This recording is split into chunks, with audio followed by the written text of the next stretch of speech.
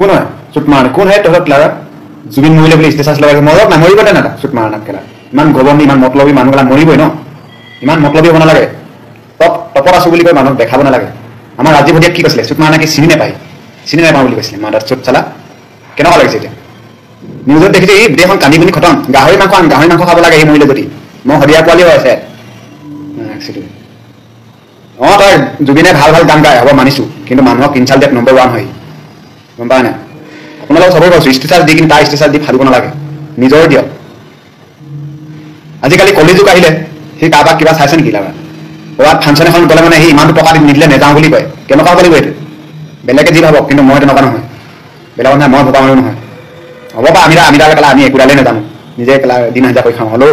তাৰ নিচিনা আমি ইমান লেভেল নেপালোঁ যোনে ভাল পায় বেয়া মতলব নাই আমাৰ ৰাজীৱ ভটিয়াক কি চিনি নাপায় ৰাজীৱ ভটিয়াক কি সি হ'ব পাৰে বহুত গান গালে বহুত তাৰ নাম আছে কিন্তু ৰাজীৱ ভটিয়াও যোনখিনি গান গাইছে তাৰ গানৰ লগত অকণমান মেচ নহয় ইমানে সুন্দৰ গান গাই গৈছে ৰাজীৱ ভটিয়াক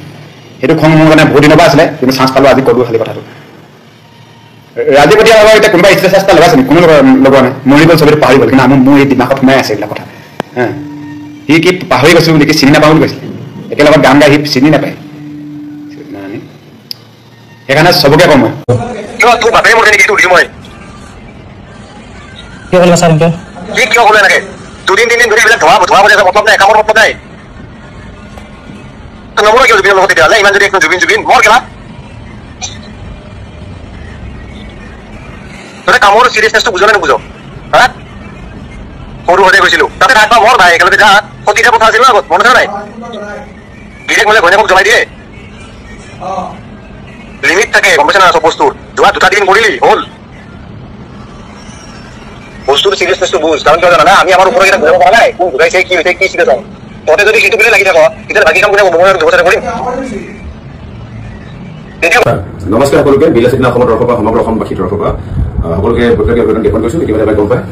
জুবিনৰ আগত এটা অডিঅ' খুব ভাইৰেল হৈছিলে এজন ব্যক্তিয়ে তেওঁৰ তলৰ পৰ্যায়ৰ ব্যক্তিক জুবিনদাৰ সেই বিশেষ সময়খিনিত অলপমান বেয়াকৈ গালি গালাজ পাইছিলে তেখেত এতিয়া আমাৰ মাজত আছে তেখেতক আমাৰ মাজত ৰাখি থোৱা হৈছে কথাখিনি বেয়া হৈছিলে খুব বেয়াকৈ গালি পোৱাৰ কাৰণে তেখেতে বিলাসিদিনা অসমৰ মজিয়ালৈ সেই ব্যক্তিজনে যিখিনি ঘটনা ঘটিলে আমাৰ মাজলৈ খবৰটো আহিলে গতিকে তেখেত এজন অসমীয়া এমপ্লয়ী হয় তেওঁ যদি ফেচটো আমি ৰিভিল কৰোঁ তেতিয়াহ'লে তেওঁৰ চাকৰিটো যোৱাৰ সম্ভাৱনা আছে গতিকে আমি তেওঁৰ চাকৰিটো খোৱাৰ কোনো অভিপ্ৰায় নাই গতিকে তেওঁ মুখখন আমি থাকিবলৈ কথাখিনি আজি আগবাঢ়িছোঁ আৰু বাকী কথাখিনি আপুনি ব্যক্ত কৰিব আপুনি আকৌ মাৰপিট কৈছে নেকি কিবা নাই কৰা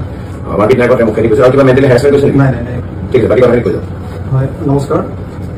এই কল ৰেকৰ্ডিং যিটো ভাইৰেল হৈ আছে এইটো মোৰে হয় আৰু ময়ো কামৰ প্ৰেছাৰত আছিলোঁ জুবিনদাৰ ঢুকুৱাৰ দুখ মোৰ তাতো আছিল আৰু তাৰ লগতে মোৰো ফেমিলি মেম্বাৰ এজন 2-3 দিন আগত ঢুকাইছিলে তাৰে প্ৰেছাৰো মোৰ ওপৰত আছিল আৰু সেইদিনা মই মোৰ সহকৰ্মীজনৰ লগত অকণমান দীঘলীয়াকৈ কথা পাতিছিলোঁ কিন্তু কথাৰ শেষত মই তেখেতক কিছু অশ্ৰাব্য ভাষাৰে গালি পাৰিলোঁ আৰু বিশেষকৈ প্ৰয়াত জুবিনদাৰ নাম লৈ তেখেতক অকণমান বেছি বেয়াকৈ কোৱা গ'ল আৰু মই বুজি পাইছোঁ এইটো এটা অক্ষমনীয় অপৰাধ মই গোটেই অসমবাসী ৰাইজ প্ৰয়াত জুবিনদাৰ ইমান প্ৰণালী আছে দুই আছে সেনা গোটেইবিলাকৰ ওচৰত মই ক্ষমা প্ৰাৰ্থনা খুজিছোঁ আৰু অদূৰ ভৱিষ্যতে কেতিয়াও সেনেকুৱা ভুল নকৰোঁ বুলি মই প্ৰতিশ্ৰুতি দিছোঁ আৰু মোৰ ব্যৱহাৰত মই যিমান পাৰোঁ মোৰ ব্যৱহাৰ প্ৰমাণ কৰিবলৈ মই যত্ন কৰিম ব্যৱহাৰ ঠিক কৰিব আপুনি কৰিম আচ্ছা আকৌ অসমীয়া মানুহক তেনেকৈ বেয়াকৈ ক'ব নেকি নাই তেনেকৈ কেতিয়াও নকৰোঁ আচ্ছা আৰু বিনোদ হ'ল আজি আপুনি সকলো হ'ব লাগিব সলনি হ'ব লাগিব কি ক'ব কওক তেওঁলোকে মোক আজি দুই আছে সেনাখিনি মোক উঠাই আনিলে নি তেওঁলোকে বহালে ভালকৈ বুজালে কথাখিনি এতিয়া তেওঁলোকৰ লগতে মই আছোঁ তেওঁলোকে এটা কথা কৈছে যে দ্বিতীয়বাৰ যাতে এনেকুৱা ভুল মই নকৰোঁ আৰু ময়ো তেওঁলোকক কথা দিছোঁ আৰু বিশেষকৈ এই ভিডিঅ'টোৰ জৰিয়তে যিজন সহকৰ্মীৰ লগত মোৰ কথাখিনি হৈছিলে তো তেখেতকো মই হাত জোৰ কৰি ক্ষমা খুজিছোঁ যাতে তেখেতে সেই কথাখিনি মনত ধৰি নাথাকে কালিলৈকে তেখেতৰ মই একেলগে কাম কৰিব লাগিব তেখেতেও মোক কাম কৰাৰ সুযোগটো দিলে ভাল ময়ো তেখেতৰ লগত ভালকৈ কাম কৰি চলিব পাৰিলে ভাল মোৰো এটা ফেমিলি আছে যদি কিবা মোৰ মা আছে দাদা ভাইটি মোৰ বাচ্চা আছে আৰু দাদা হেণ্ডিকেপ হয় মোৰ গোটেই ঘৰৰ ৰেছপনচিবিলিটি মোৰ ওপৰতে আছে আৰু মই বিশেষকৈ বিলাসী সেনাৰ গোটেই বিষয়ববীয়াক ধন্যবাদ দিছোঁ যে এটলিষ্ট তেখেতে তেওঁলোকে মোৰ মুখখন নেদেখুৱাকৈ ভিডিঅ'টো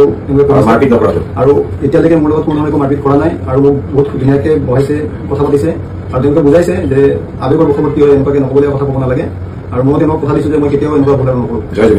জুবিনদা জয় বিলাসী সেনা